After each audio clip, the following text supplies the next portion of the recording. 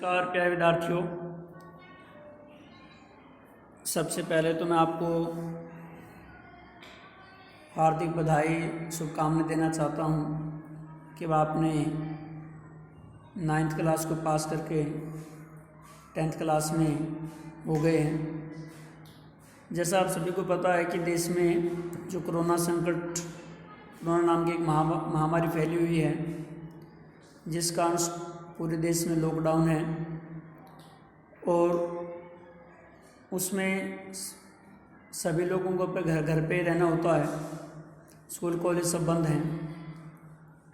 तो अब आप जैसे कि 10वीं क्लास में हो गए हैं और बोर्ड की आपकी क्लास है, इसलिए स्कूल ने एक निर्णय लिया है कि विद्यार्थियों की पढ़ाई बाधित न हो, उनके लिए उनको ऑनलाइन या किसी दूसरे तरीके से उनकी पढ़ाई जारी रखी जाए ताकि उनकी पढ़ाई में कोई बाधा न आए और जो घर आप बैठे हैं थोड़ा थोड़ा होमवर्क जो आपका है होता रहे।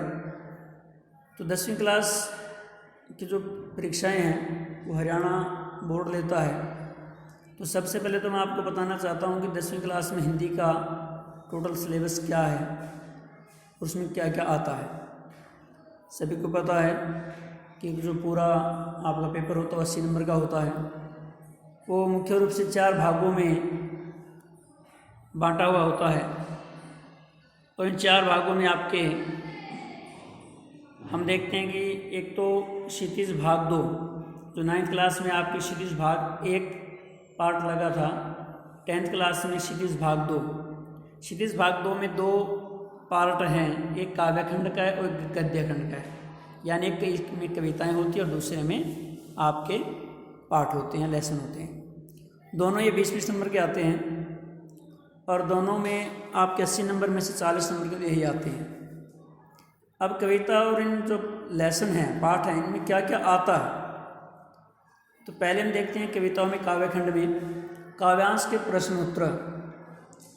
इसमें आपकी व्याख्या नहीं आती है। कविताओं में टोटल आपकी 9 कविताएं हैं, व्याख्या नहीं आती और आपकी कोई एक काव्यांश आएगा, कोई एक पद्य आएगा, उसमें से 5 नंबर के क्वेश्चन आंसर आपके आएंगे। उसी कविताओं में से आपके काव्य सुंदर है, कवि ने इस कविता में क्या क्या,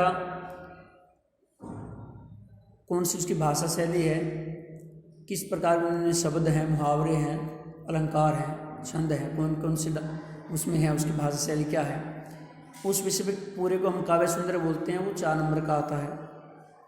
अभ्यास के प्रश्न उत्तर 10th में ज़्यादा नहीं आते, एक ही क्वेश्चन आता है, कई बार हो सकता 2 दे दें। मुख्य रूप से एक ही क्वेश्चन आता है 3 नंबर का। फिर आते हैं बहुविकल्पीय, जिसको हम बोलते हैं ऑब्जेक्टिव टाइप क्वेश्चन, वो आते हैं 8 नंबर के। वो कई बार 5 क्वेश्चन छोटे भी दे देते, इसमें ऑप्शन नहीं होते, और कई बार 8 के 8 ऑप्शन के आ जाते हैं। तो इस प्रकार ये टोटल 20 नंबर की कविताएं आपकी हैं। इसी प्रकार गद्यखंड में सबसे पहले गद्यांश के प्रश्न उत्तर, वो 5 नंबर के आते हैं, 4 नंबर के भी आ जाते हैं कई बार। लेखक परिचय जो बहुत इंपॉर्टेंट है, ये 6 नंबर का आता है।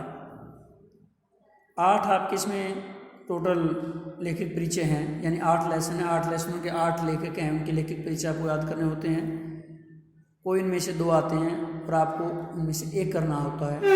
इसमें आपको चॉइस दी होती है, 6 नंबर का आता है। अभ्यास के प्रश्न उत्तर कविताओं की तरह 2 या 3 नंबर का एक ही आता है, और 8 नंबर के आपके बहुविकल्पीय प्रश्न उत्तर ऑब्जेक्टिव टाइप आ भी सकते हैं, नए भी है, लेकिन 8 नंबर के छोटे क्वेश्चन भी आ सकते हैं और ऑब्जेक्टिव टाइप भी आ जाते हैं। तो ये दोनों हो गए। 20 नंबर का गद्यखंड हो गया, 20 का आपका काव्यखंड हो गया। आपकी दूसरी पुस्तक है कृतिका। 9th में कृतिका भाग 1 थी और 10th में कृतिका भाग 2 है। इसमें से आपके 5 क्वेश्चन आते हैं और 5 ही लेसन आपके। इसमें ऑप्शन टाइप नहीं आते, ओनली 2-2 नंबर के 5 क्वेश्चन आते हैं और सभी करने होते हैं, वो 10 नंबर के आती है। फिर आपका चौथा पार्ट आता है इसमें व्याकरण। व्याकरण में मुख्य रूप से निबंध लेखन और पत्र लेखन दोनों 6-6 नंबर के आते हैं। कुल व्याकरण 30 नंबर की है, निबंध लेखन 6 के और पत्र लेखन 6 के, दोनों 12 नंबर के। बाकी जो 18 नंबर बचे हैं उसमें आपके 13 से 14 टॉपिक हैं।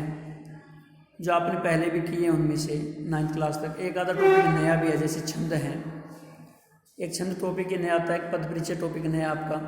बाकी 9th तक जो आपने पढ़े हैं वही टॉपिक इसमें आ जाते हैं। तो इसमें छंद, अलंकार, पद परिचय, पर्यायवाची, विलोम शब्द, वाक्य व्यवस्था, पदबंध, मुहावरे, लोकोक्तियाँ मैंने इसमें नहीं लिखा है, अनेकार्थी शब्द, संधि, समास। वाक्य व्यवस्था में 3-4 टॉपिक आ जाते हैं, अर्थ के आधार पर, रचना के आधार पर वाक्य। तो कुल मिलाकर 18 नंबर के आते हैं। इसमें 9 क्वेश्चन आते हैं और हर क्वेश्चन 2 नंबर का आपका होता है। तो इस प्रकार हमारे 80 नंबर का हिंदी का सिलेबस है, जो आपको पता होना चाहिए। सबसे पहले भी हमें किस पे ज़्यादा फोकस रखना है, किसको ज़्यादा करना है। तो कविताओं में आपको अभ्यास के प्रश्न की बजाय कविता को ध्यान से पढ़ें तो उसका काव्य सुंदर भी हो जाएगा, उसके प्रश्न उत्तर भी हो जाएंगे और उसके बहुविकल्पी प्रश्न जो उसी में से आते हैं वो भी हो जाएगा। इसी प्रकार जो गद्य खंड है उसमें आपको लिखित परिचय पर ज़्यादा ध्यान देना है और लेसन ध्यान से पढ़ना है। उसी में से आपके बहुविकल्पी क्वेश्चन भी कंप्लीट हो जाते हैं और जो गद्यांश आएगा वो भी कंप्लीट हो जाएगा और अभ्यास के प्रश्न उत्तर भी कंप्लीट हो जाएंगे। ऐसी तरह व्याकरण में, तो व्याकरण को हम कल से शुरू करेंगे। 9th मैंने 1-2 क्लास 9th में ली आपको लगभग कई टॉपिक करवाए हुए भी हैं। कल हम ग्रामर ही शुरू करेंगे, तो आप समास टॉपिक को देख लें। विस्तार से हम कल पढ़ेंगे, कल की वीडियो में विस्तार से हम इस टॉपिक को पढ़ेंगे। तो थोड़ा रिवाइज करके कल तैयार रहें। प्रथम क्लास आपकी 10th C की रहेगी, उसके बाद में 10th AB में भी यही चलेगा, सबका सिलेबस सेम रहेगा। लगातार जो हम व्याकरण जो आपके वो पढ़ लेते हैं, तो थोड़ा थोड़ा व्याकरण कार्य करते रहेंगे तो आपका भी घर में अच्छा मन लगेगा। आप पढ़ोगे तो कुछ जो आपको आगे नंबर लेके आना है, जिस विद्यार्थी को अच्छी पोजीशन लेके आना है उसको अभी से मेहनत करनी शुरू कर देनी है। तो आज के लिए बस इतना ही, धन्यवाद।